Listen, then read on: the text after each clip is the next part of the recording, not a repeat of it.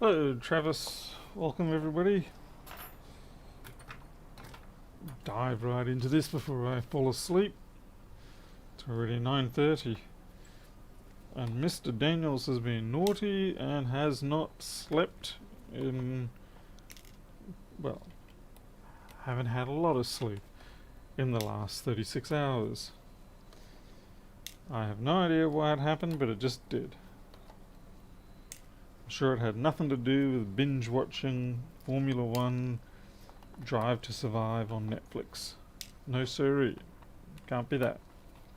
Can't be the fact that every time I closed my eyes, all my brain was doing was just going over the damn show over and over. Alright, so we got a 1502 that's supposedly claimed to be liquid damage, probably is, diagnosed by another store but sent to me by the client. We're going to work out whether it really is an entire board swap requirement or whether we can actually fix this one. Alright. So, speaker's disconnected. It's a good start. And why have they got this? There's a warranty type sticker jibby jabby on there. So have they replaced the screen on this? Battery's been replaced. Flippin' trackpad's been taken off. Solder Bridge, I'd appreciate it if you didn't make everything a PCH value, because I've actually got to make some money. So if you keep this up, and if it is a PCH value, I'm sending you the invoice. The invoice for services lost due to your attitude. And we'll see who's crying.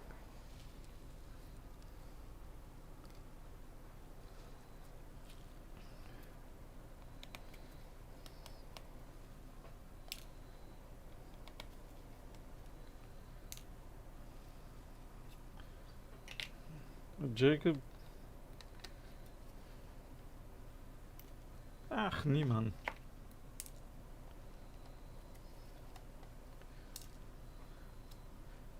Alexi. I'm kind of curious why they left the trackpad. Do they think there's liquid damage on that?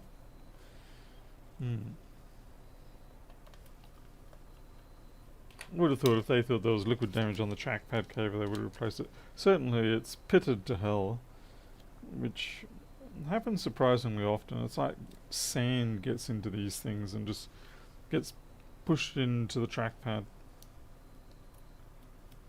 Address is Nowhere Street 404. I know that game.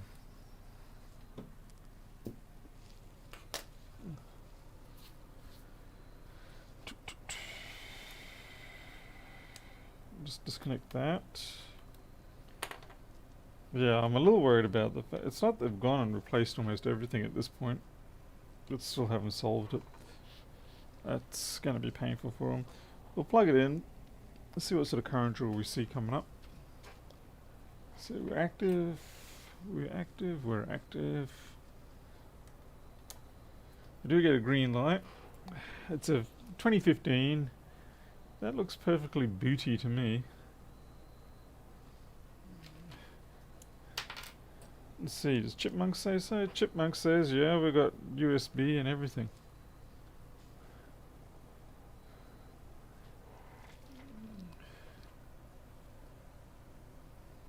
Let's see, do we get a blinking folder?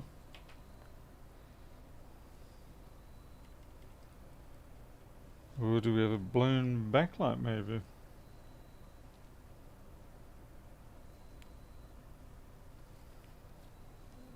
No, backlight's running. Okay. The worst thing they've got here is the fact that it's running Big Sur on it. Alright. Oh, I see what's going on here for a start. The store has broken. You know, I was complaining about the speaker being free. That's because they broke it clean off the board. Fantastic. Bravo, guys.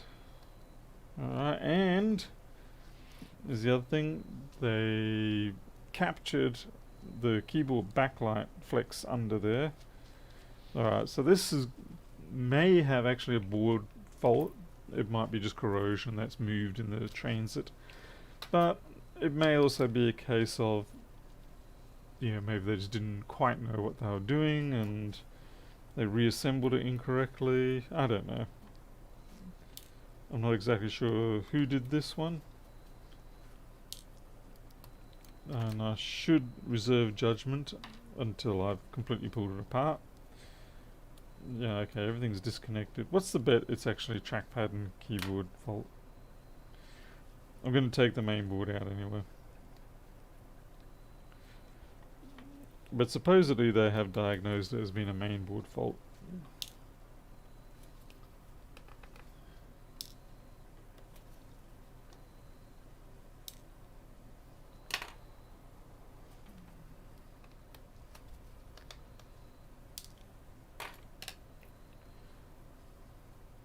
Hey John, Riston. Oh, and they even left the flippin'... Wow, they really didn't go to any effort at all to reassemble this. I gotta admit, I'm kind of jealous of these guys. They essentially just closed the lid on the machine and said, here you go, it's back.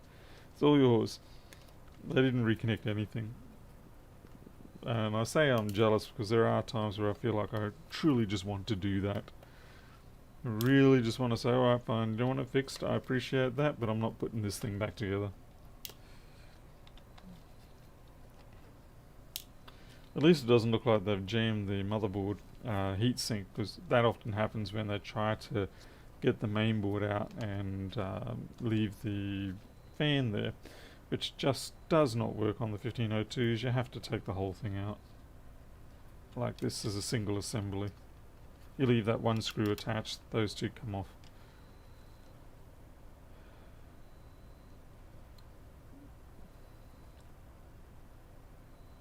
That board's looking pretty clean. Yeah. Just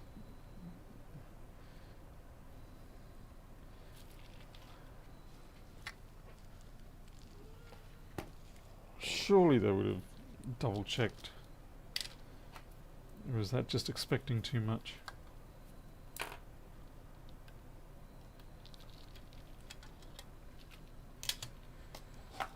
Apparently it's stopped. What's it say? Originally wasn't turning on. Found out it was due to some moisture. Took it to the store and they advised me the whole logic board needs replacing. Okay. Sounds like an Apple store.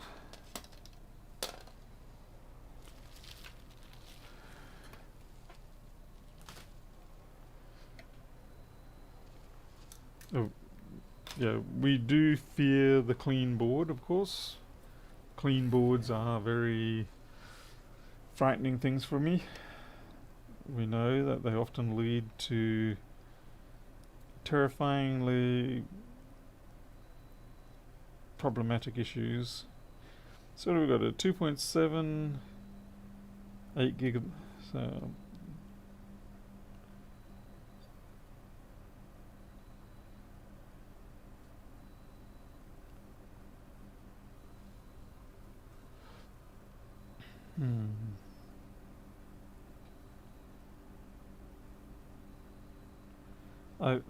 so this is the damage they did to the speaker connector.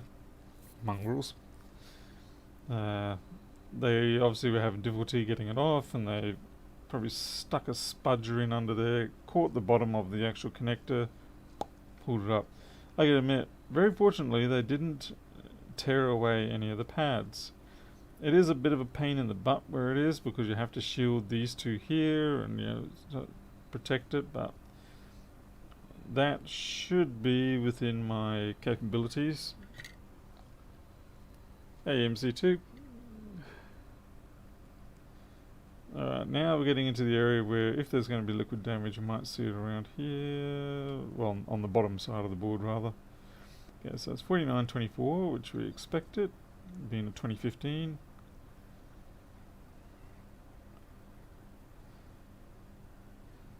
I mean, there's a bit of dust.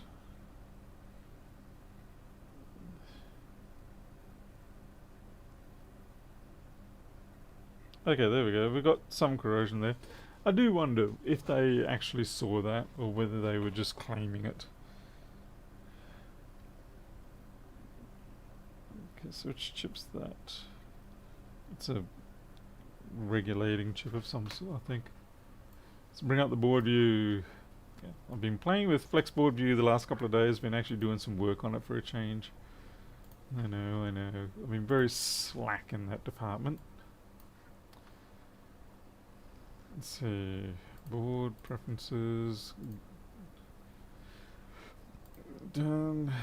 Yeah, looks like I don't have any details on the server yet. That doesn't matter. So, what chip are we after? So you got the SMC and then this beast here, U5110. Right. And that's part of, yeah, the SMC reset, isolation, trackpad, it ties it all together. And that particular cap there, what are you? And it's on the SMC supervisor, yeah. Okay, it's part of the delay process. Okay, that's interesting. We don't normally get struck with that. But that's certainly a good dose of kryptonite there.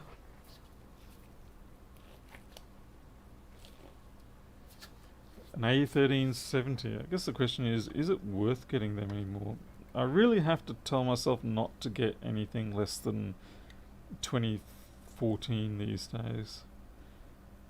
And I've got to go through my piles of junk and clear out anything too much older than that, or certainly not having multiples of them.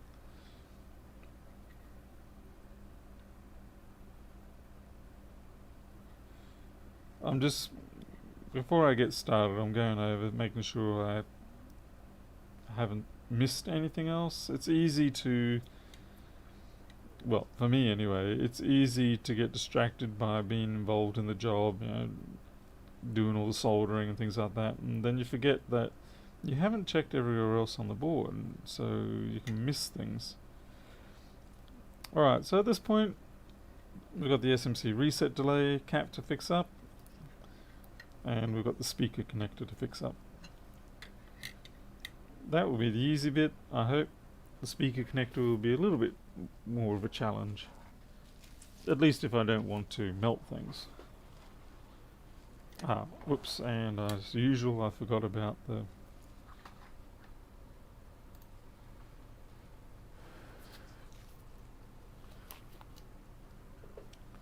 with the Flex Board View, what I've been doing is just working on the online open board data stuff. So like we ring up 165. God, I scratch my nose so bad lately.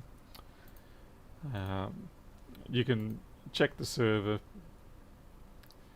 and it will, you know, bring down whatever data it's got. So on the 165 we've got a few different things, like, you know, how to diagnose missing PM sleep S4L. So like, you know, it'll guide you through the steps you've got to check. It's not going to guarantee you'll fix something like a PM sleep S4L, but you know, it will give you half a chance. And then if you just want to do power sequence following, you know, going through, check your rails, you can do that now. Let's see, what was the one I was working on? 1512 would not be correct. 928. Yeah, like the 928, like with the CD3215s. Yeah, this lets you go along and it'll make you check through on a sequence all the things, and then if all your CD3215s are good, you can go along and check the individual parts that then should result to a 20 volt startup. But those things are all stuff that I've just been slowly adding, but I haven't actually put out in public yet. Anyway, wasting time, let's get back to the job. Paul Howells here. Hello, welcome.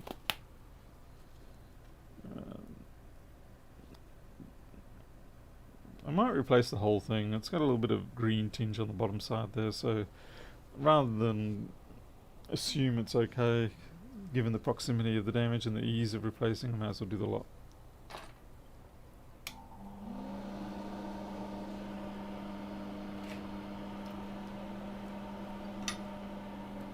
Hey, Unofficial Mac. How's it going, Jason? Did you get any time off, or at least I'm sure you enjoyed not being interrupted while trying to do work? At least not too much.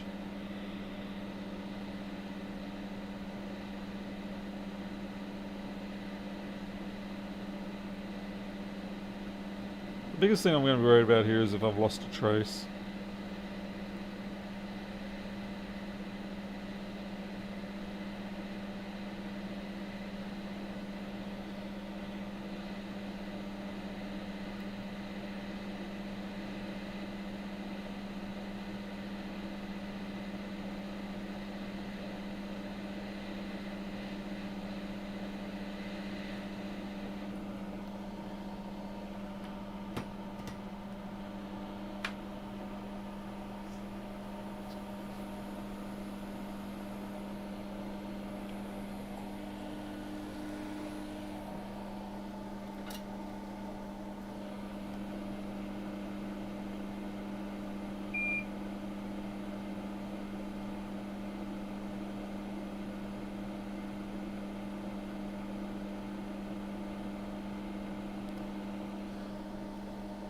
Fortunately, the one that is corroded there. Hey, look, it's the MacBook sorting hat. It decides whether it gets to be in the Retina party, the MacBook Pro party, or the Air party.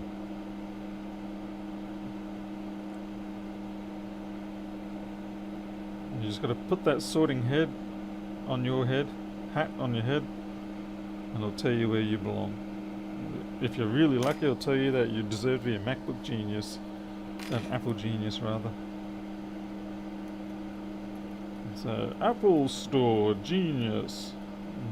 And you can go celebrate with your friends.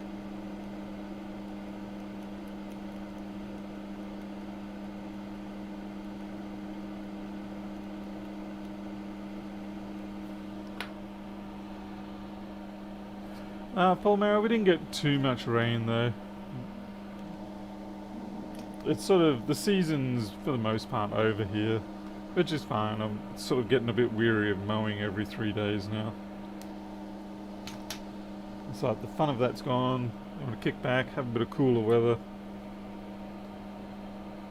Just give me some time to recuperate.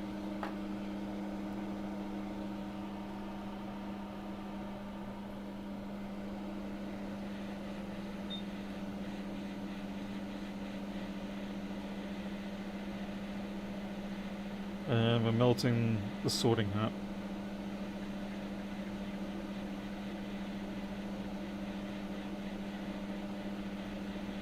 The Dementor wick got it.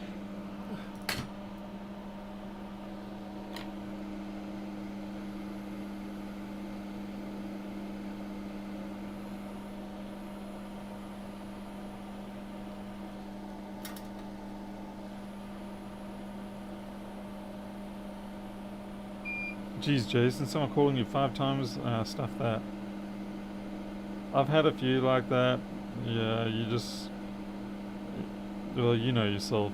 You just gotta let them burn themselves out. They'll go through the various stages of grief when it comes to you not answering. And eventually, if all goes well, at the end, they don't bother you anymore.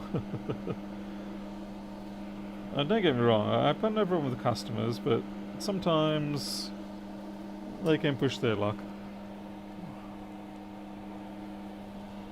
with their expectations, as if you don't have a life of your own or something. I mean, it doesn't matter if that's true.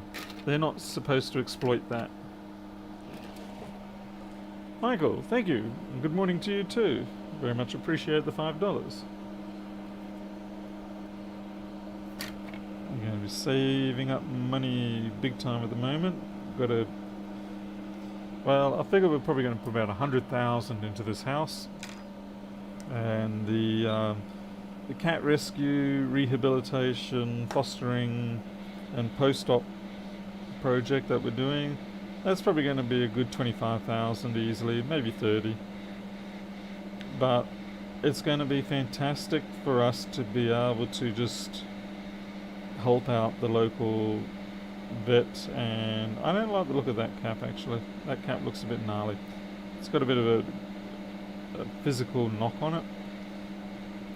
Like when the vet calls up and says, you know, can you look after a few kittens or a couple of foster cats over the weekend for us? You know, we'll be able to go, sure thing.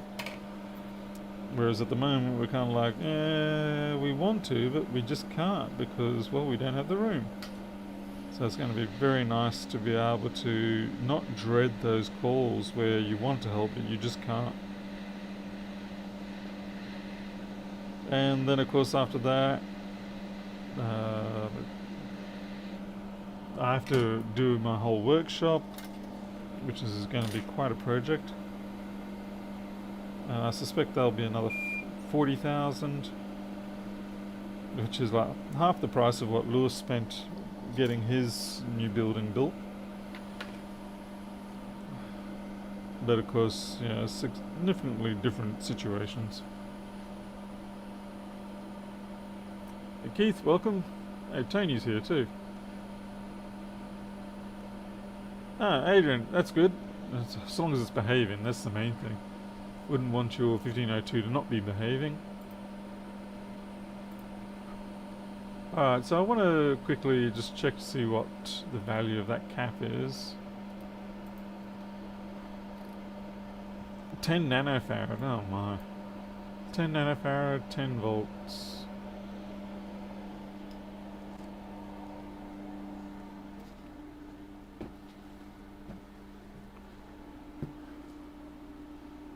That was a 201, wasn't it? Yeah, it was 201.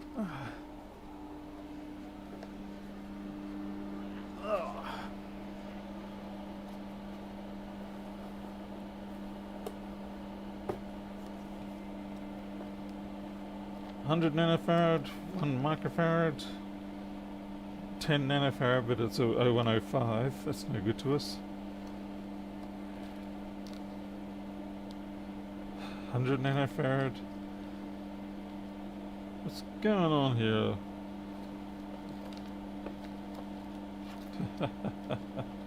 Damn it. Alright, we'll just have to steal one from another board. I was kind of hoping to just put a fresh one on, but that doesn't seem to be happening tonight. I mean, that cap probably could have been okay. I just didn't want to risk it. Lo and behold, someone's already taken that one. Hey Kopaz, Riston. Hey Andrew. Found out about you from Lewis's channel. Hoping to start my own repair business sometime in the future. Ah, Andrew, whereabouts are you? We'll make sure we send the heavies around and change your mind for you. Educate you, so to speak.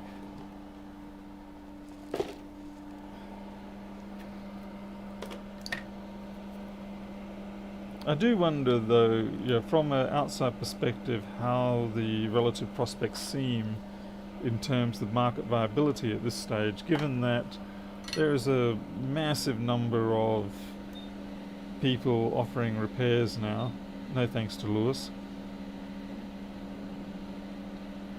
And unfortunately we do have a colossal glut of completely incompetent repairers, but yeah, you get that. It's the same with pretty much any unregulated industry, and to a degree even with regulated industries. Just at least when it's a regulated industry, you got a little bit more clout when you report these things.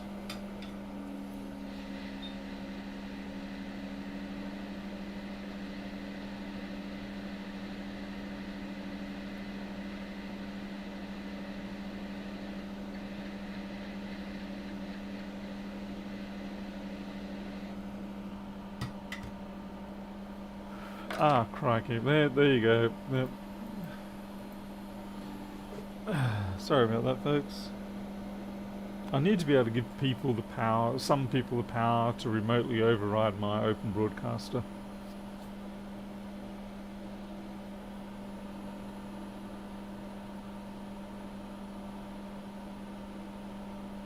Oh, Latrobe Valley, Victoria. Right, that's it. I'm going to have to come down and deliver out some street justice.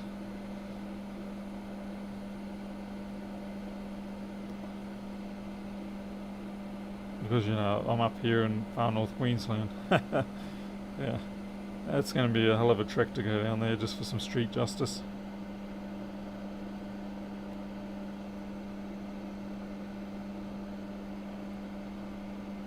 Okay, so now we've got to do this speaker connector. Obviously getting them off is not going to be a problem, and we will manually solder them back on. We're not going to obviously hot air it back onto this board, so we can, it's not as bad as it initially seems. We can just do the low slow removal process on the donor board.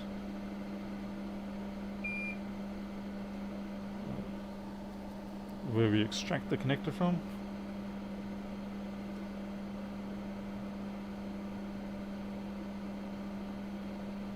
The main key is to get these pads all super flat.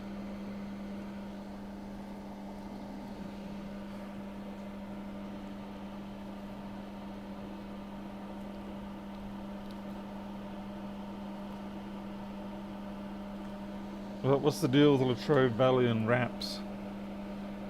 Is it like gangster territory down there?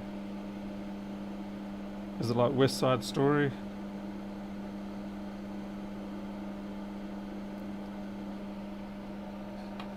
Alright, normally, you know, I would do hot air wicking, but obviously at this point we don't want to have hot air in the area. So we're going to have to use the fat iron technique as opposed to the Fat Tony technique. Hey JCT. Ashad. Come on. Give me some heat.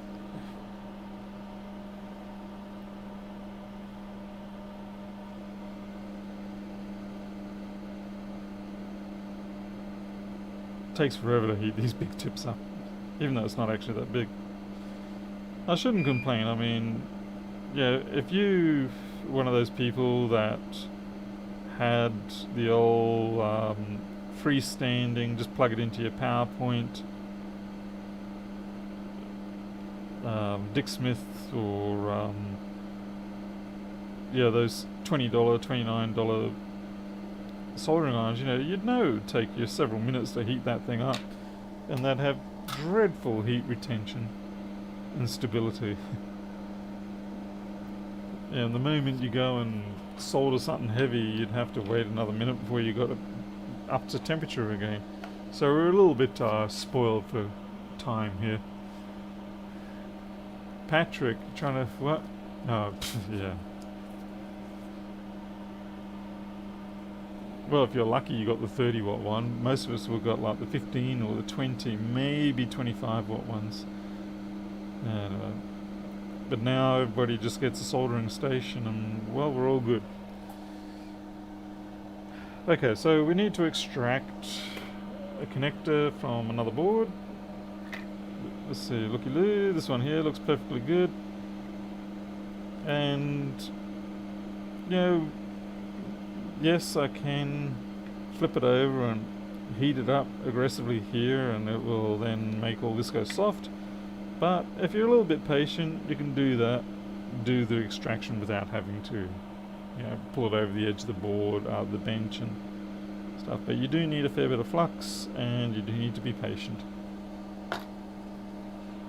Flux and patience. Let's see, I'm going to go for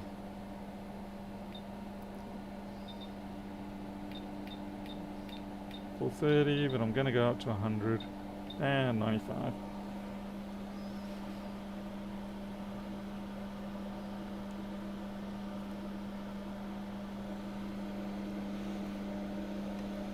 What I can't get over is people still using those blower and handle hot air stations. I know they're cheap, but then when you have the likes of those simplified quick ones, the Quick produces a... Sorry, I'm just going to have to go... Once this flux starts heating up, I kind of don't want it blowing in my face. Well, Paul just buggered that up. too much temperature. You know, I probably do actually have one of these connectors as a standard part in my collection. I mean, what is it, a 6-pin half pitch? Now people are going to start getting frustrated and saying, just take it off from the other side. Yeah, you're kind of missing the point. I'm doing this because it's a challenge.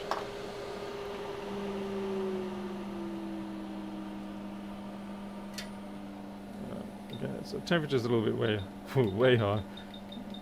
We'll go to 370.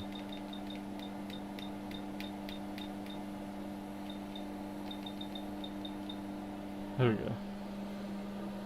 Just shove the whole thing up into the extractor a little more.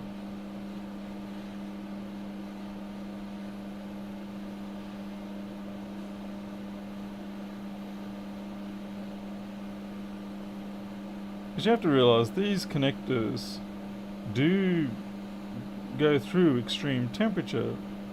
Yeah, when they go through the reflow process, so that they get stuck to the board and stuff, that's going up into a fairly high temperature. So they can take it, but you just can't hit it on them too hard and fast. You got to wait for the whole board to basically warm up with them.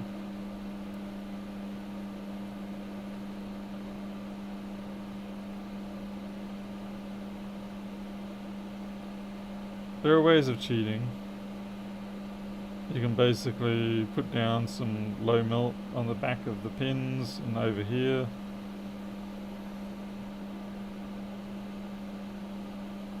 Look, I'll be honest, if this fails then I'll probably go start looking in my collection to see if I can find some brand new in the packet ones. Yeah, see, it's getting a bit melty there. This stuff, they're actually really sensitive. But you notice this one isn't getting upset, and even these ones aren't.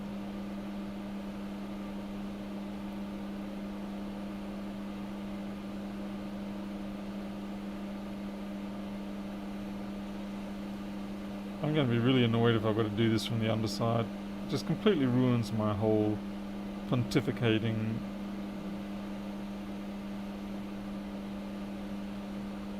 Yeah, you're going to ruin my pontificating, aren't you? You're going to make me look like an idiot again.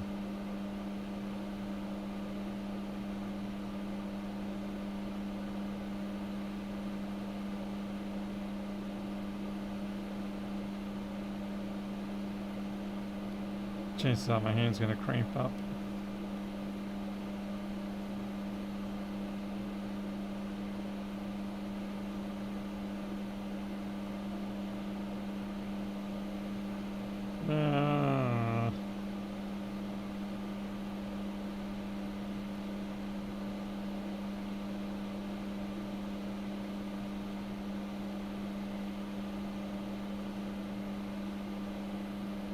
Nah, that's buggered.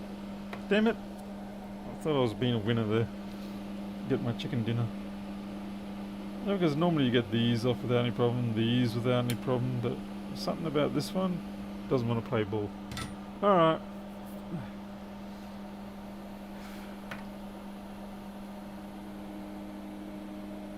And tomorrow's, yeah.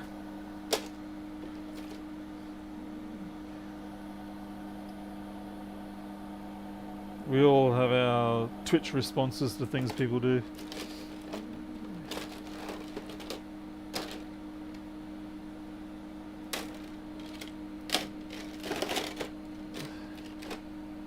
I'm feeling a bit a-hole-ish tonight. I was getting very aggravated when watching the Formula 1 racing thingamajig, because there were so many people on there that you really didn't like. Yeah, I've got an infrared thingamajig, but not here right now. Yeah, those. Oh, there's the second one on these boards. Yeah, baby. I'll take that one. So yeah, these people that you look at and you kind of go, you know, you are a real jerk of a driver and I really don't like you. but you just know that they're going to be the drivers that win the competition. You know they're the drivers that do get the job done, but it still aggravates the hell out of you.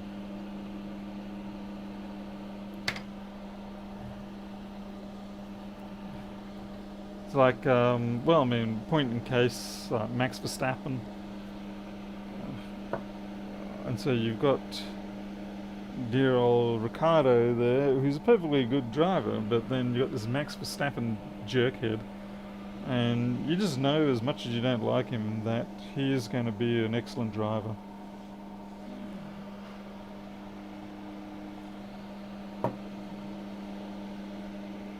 All it does is reinforce your understanding that the nice guy will lose.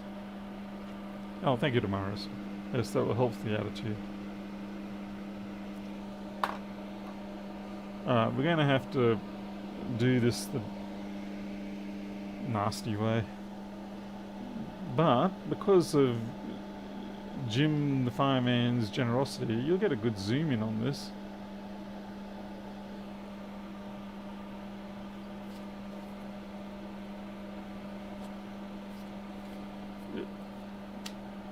Yeah, Mladen, that's actually not a bad idea. That would work in quite a few situations.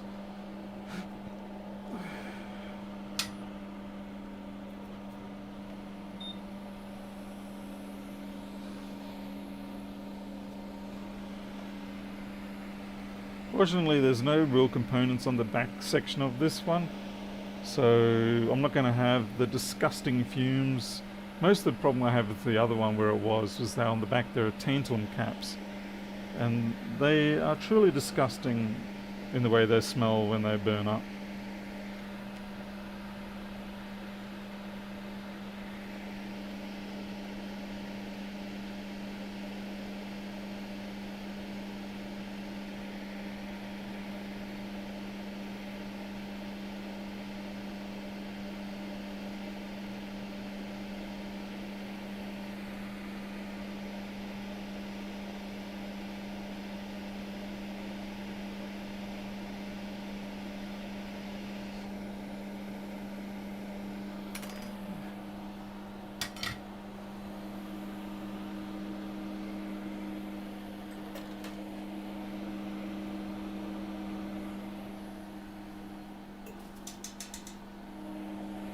As I say, the thing that did shock me with the TV series, when I was watching this Formula One stuff, was that Romain Grosjean, or whatever his name was, the Haas driver, the freaking fireball crash that he had, and the fact that he actually lived without any real substantial damage, that was amazing.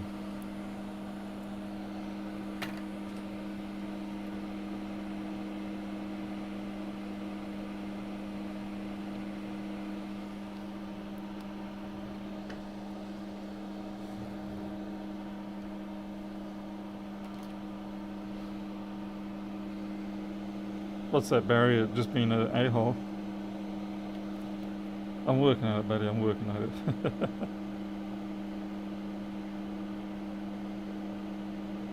Or binging on Netflix.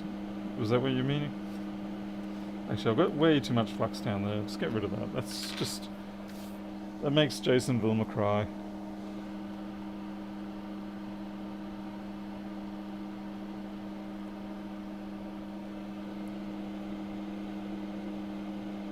If Jason Vilma was here, he'd be telling me to just jump off the nearest building, and I would respect him for that.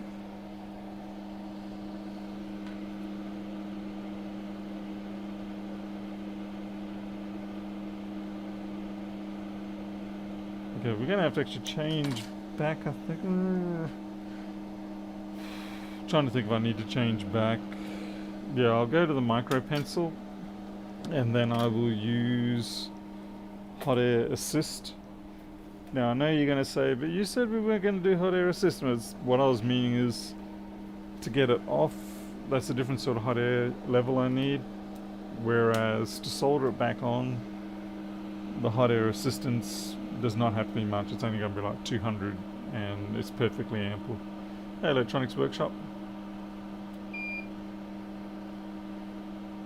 Yeah, Miles, I think even if the fire suit had saved him, then you're right, without the halo, he would have lost his top half of his head or something.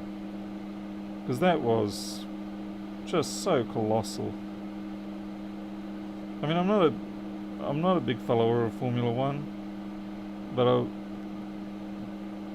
I've got a bit more respect for it after watching that show.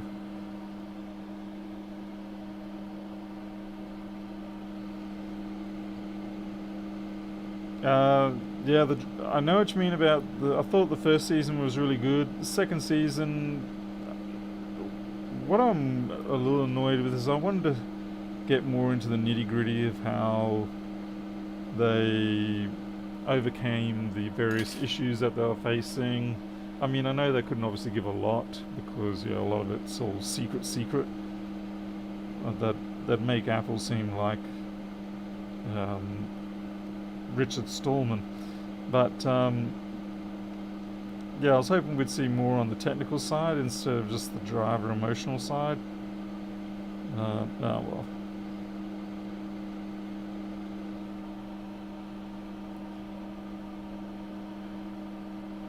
Alright, Jason, thanks for dropping in.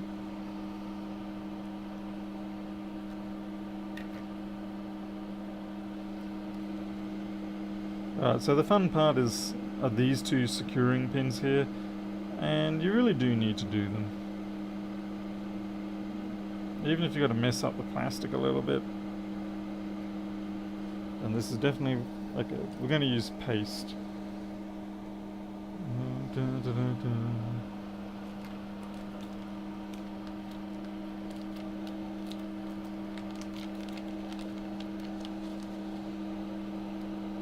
So we'll just drive some paste to the underside or nearby these pins.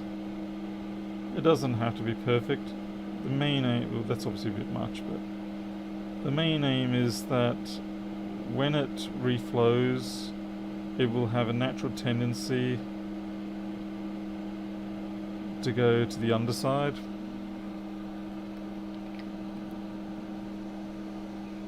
And to reflow it, I'm going to use the hot air at 200, and then I'm going to use the soldering iron.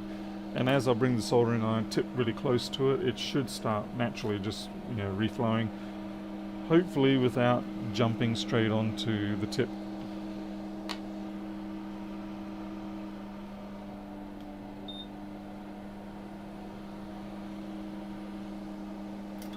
Lars, we see it around a fair bit like this. Okay, I need a lot less air. They're pretty common.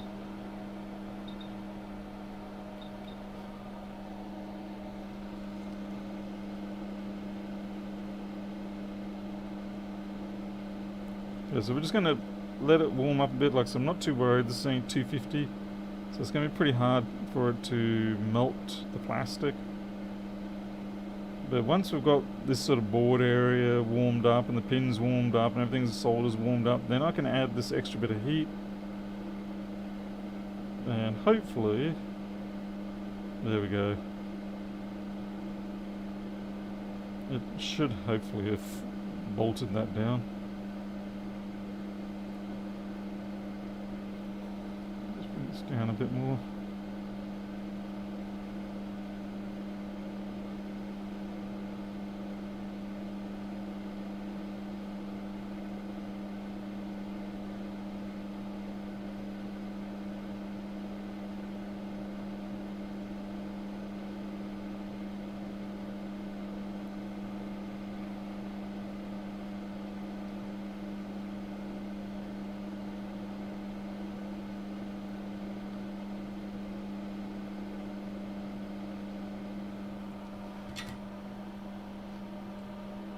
Hey Alex, welcome.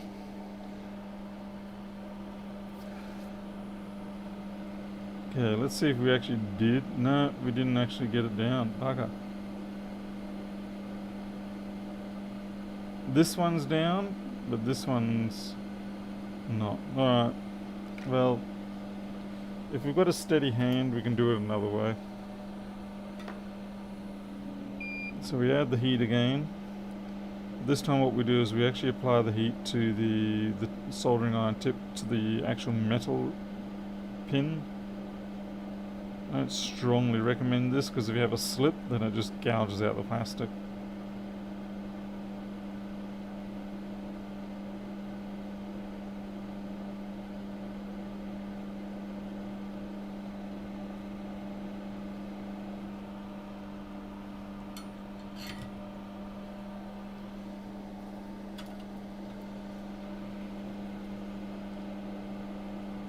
Alright, that's secured now. Or is it? Are you? You lying to me? No, you're lying to me.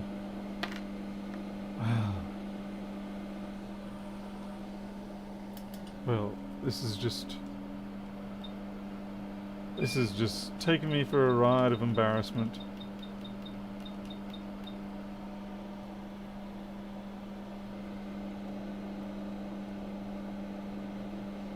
What the problem is, the reason why this one's having a hard time, I think, is you can see the copper ground plane all over here, but I don't think there is one over there. So what's happening is it takes a tremendous, it takes quite a bit more heat to get this solder to actually go between the two, because you essentially have to heat up all of this area.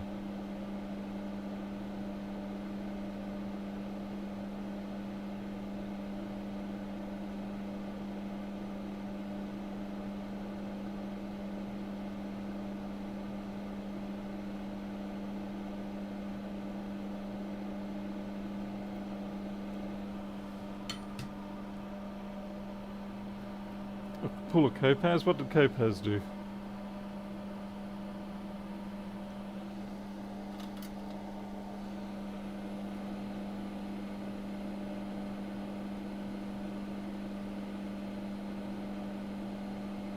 This thing's been a right little craphead.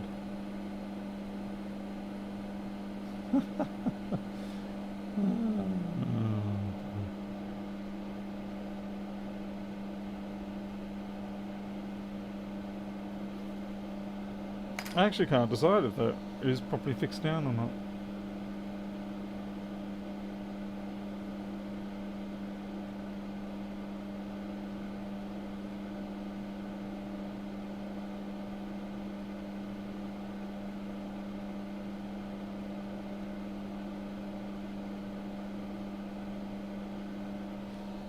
Give it one more whirl.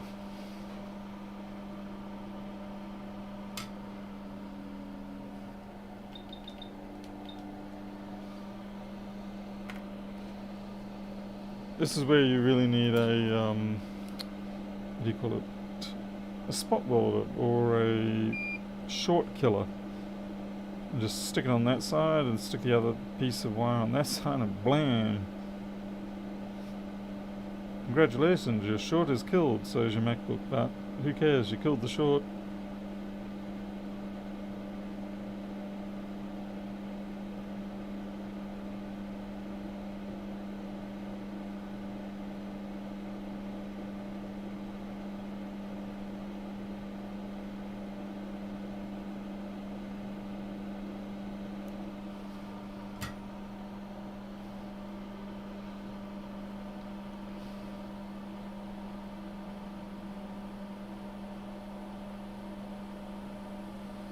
Andrew, it's more just a case of practice, practice, practice, practice, practice, and practice.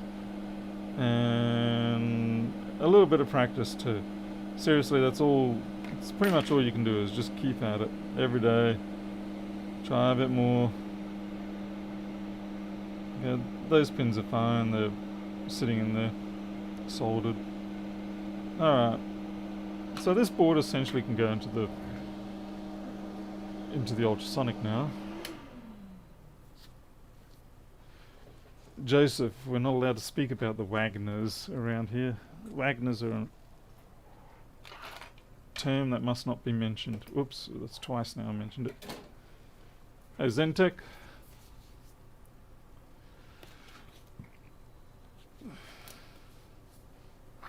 But yeah, seriously, Andrew, that's what 99% of this sort of work is. You don't really need to know electronics much.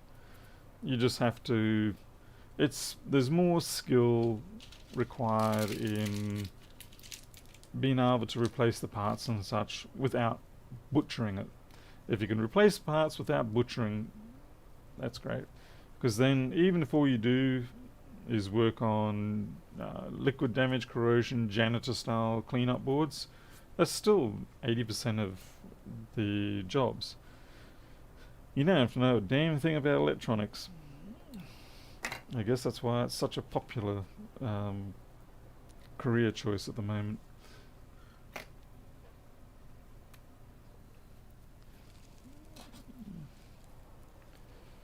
Alright, let's just make sure that this still boots and that we haven't gone backwards, which is very easy to do.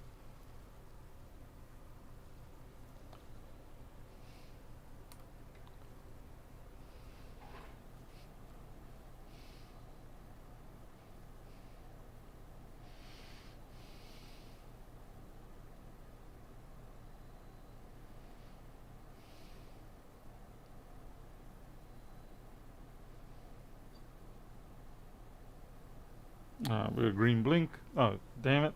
Damn you, Zoom.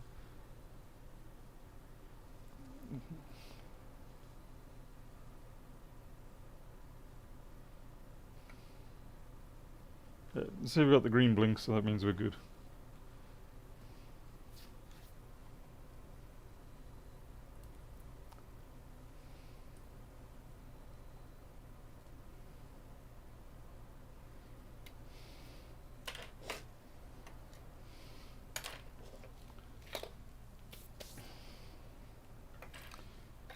Alright, let's bring that board back up. Not the board, I mean the whole chassis. Stick together.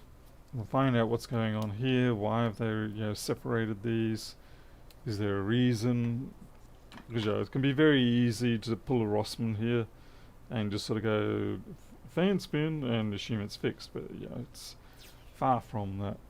It's not fixed until you can pass all your tests and the customer's paid you and they've had it for at least 6 years after you've fixed it and nothing's gone wrong. I just realized, oh no, it's okay. Just thinking I could have used this connector here that was still attached to the speaker, but I realized that all the pins are missing.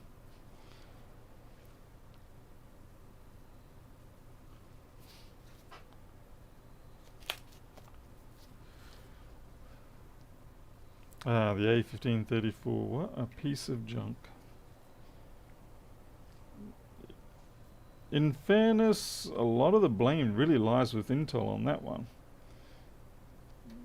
Because even if Apple, this is the thing, even if Apple doesn't provide a great deal of thermal control management in the sense of cooling or anything like that, it shouldn't matter because that chip, it's not like we're back in the late 90s where chips exploded if you took the heat sinks off. We're not all Athlons these days. So even though it has very limited cooling capacity, it should still throttle that chip and keep it under control. The real problem is that it was just a really awful chip from Intel. Of course, I don't know who to blame for the solid state controller because they're also dying a lot now, so even if you can save the CPU, it seems like the solid state controllers are just committing harakiri. So yeah, just see a 1534, you've probably got about 1 in 3 chance of recovering the data from it, and that is all you do. You get the data off it and you run. Throw it in the trash. Do something fun with it.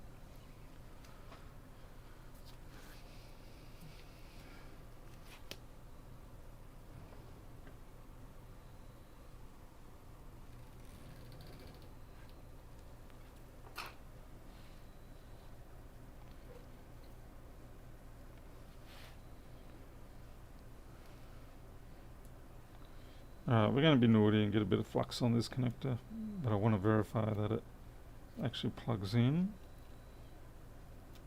Doesn't have that beautiful crisp click though, but I'd say when the flux is cleared out it might have a better chance.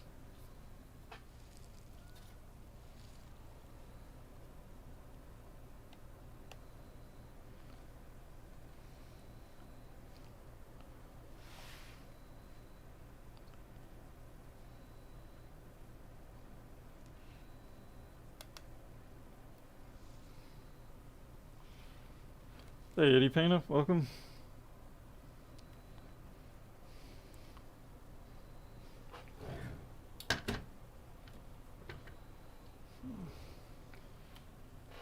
When it comes to MacBooks and iMacs, I think for iMacs 2013 is about my favourite era at the moment.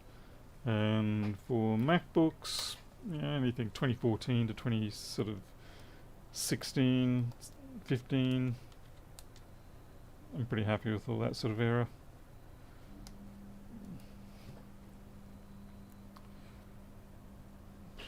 Let's stick the and there. Find out what the hell they've been diddling around with up here. Did I do anything special over Easter? No. Probably lamented at the time I was wasting not getting things done over Easter. I had a lot of work, a lot of old jobs that I just need to fix. Mark them and get them back to the owners. If they feel like they want to take it up with another store, I'm more than happy for them to do that. I've got no qualms with that. Sometimes you just do miss something. You're just blind to the fault on a board. Sometimes it's dead PCH. Okay, that's down. So we'll stick our chipmunk in. Go to the wide view a bit. Yeah. Chipmunk. MacOS.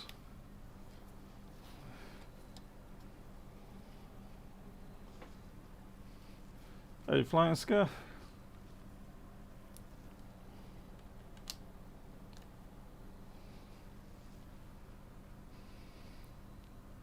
Thank you, Joseph.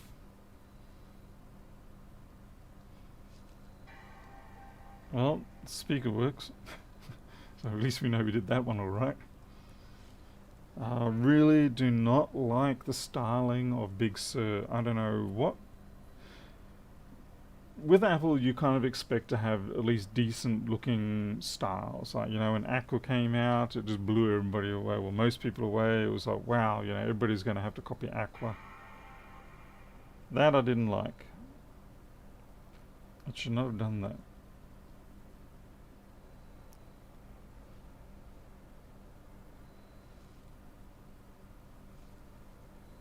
But Big Sur, no thank you. It should not have done that reboot then.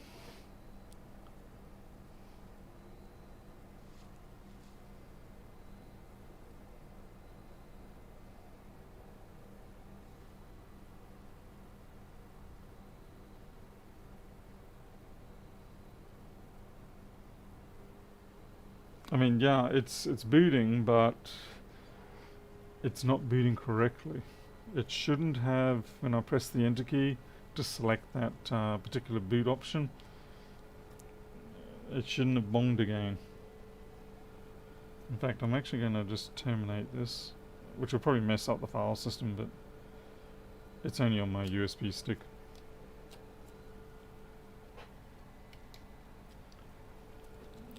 Now, what can often happen if you're having a rough time is that you will tell yourself that that's okay, it booted still. Wow, speakers are jacked, yeah. Sounds like my wife's been playing on this one. See, that's what it should do. You press enter, it should just proceed. It shouldn't do what it did, where it basically reset itself. Now, I don't know if maybe there is a fault on the daughter board that's in here. I'll have to take that out and have a look. Faulty daughter boards on these machines is pretty common.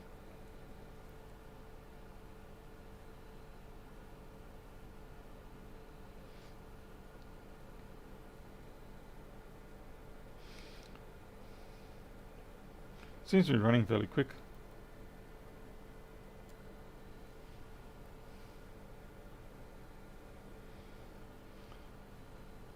Hey Mohammed, it's been a busy day. Didn't achieve a lot, which is a bit of a problem, but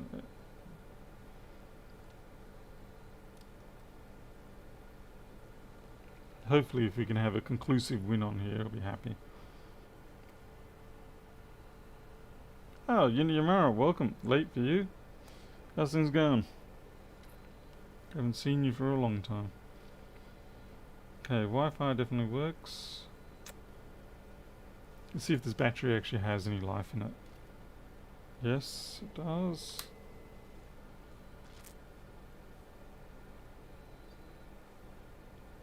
See, now I'm going to be paranoid as to why it did that reset.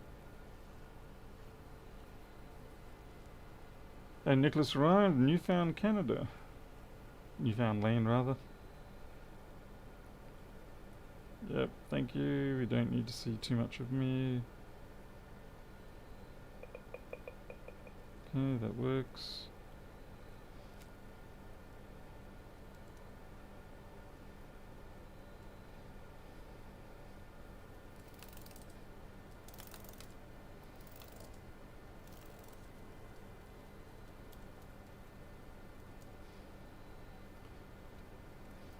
Okay, keyboard's good. Trackpad's good.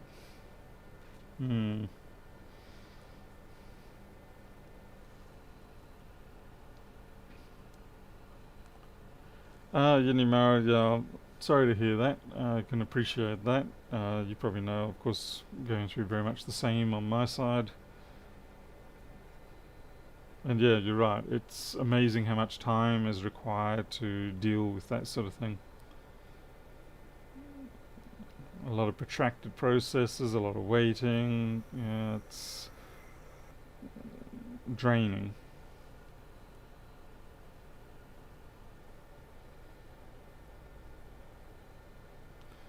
It's doing pretty good on the frames per second.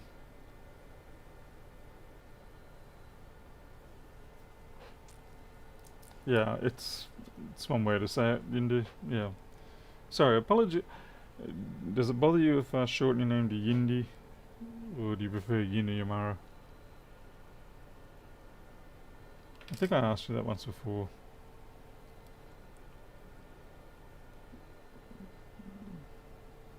My eternal desire to be lazy keeps kicking in. Okay, there we go.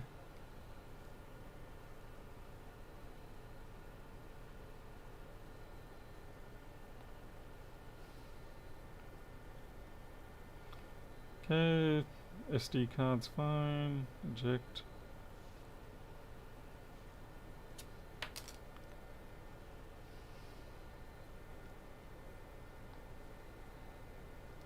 Well, for the most part we're fixed, but I do now have the problem of what caused that odd boot event. Was it something I did? Was it legitimately just an oddity, or was it something that's hiding in here somewhere? Just don't call you late to dinner. Okay, will do.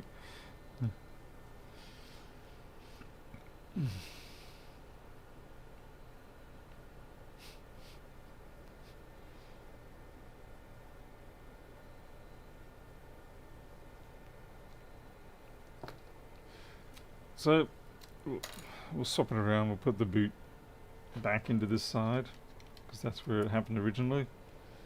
We'll try the process again. Yeah, unfortunately I can't rely on probably an oddity. I need to provably show it's an oddity. Yeah, it just worked fine then. Damn. That's annoying. That's annoying because that means I'm probably going to have to test this for an extra day or so. It could be simply because of the fact that I've got the drive removed from it, and so because the drive's removed from it, maybe Big Sur reset the EFI, or did the reset to load up a new bootable devices list. I don't know. That's why it's a problem.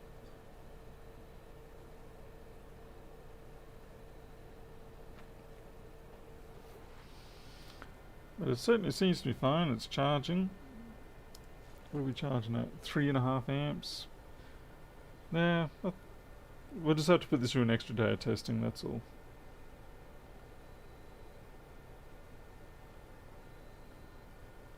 Give it a couple of PRAM resets. Hey, Retired Tech, welcome.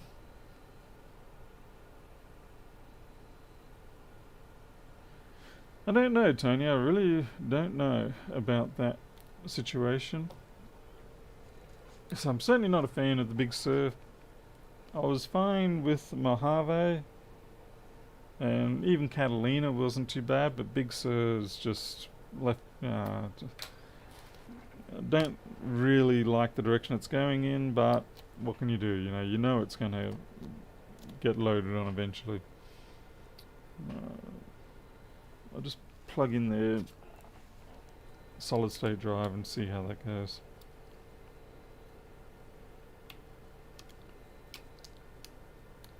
Like I said, it could have just been a case of it wanted to reread the new EFI contents, the boot list.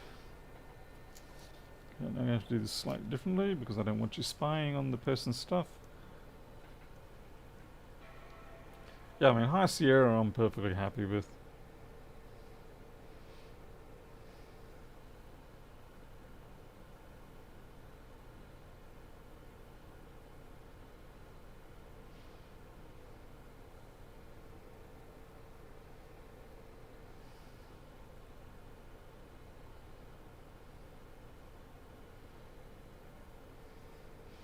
(32-bit). Who uses 32-bit anymore these days? I am actually very glad now that we have, for the most part, transitioned fully away from 32-bit. Going from 8 to 16 and 16 to 32 wasn't so bad. Mostly because, it was a fairly slow process of that transition. But the shift away from 32 into 64 took a fair bit longer than what I'd hoped, particularly considering that we already had the good support in the CPUs with the AMD x64 extension set. I guess it was more a case of legacy compilers with Microsoft Windows for the most part. And key applications like browsers and things. Alright, so this seems to be fine. Shut down. But yeah, this is definitely Big Sur.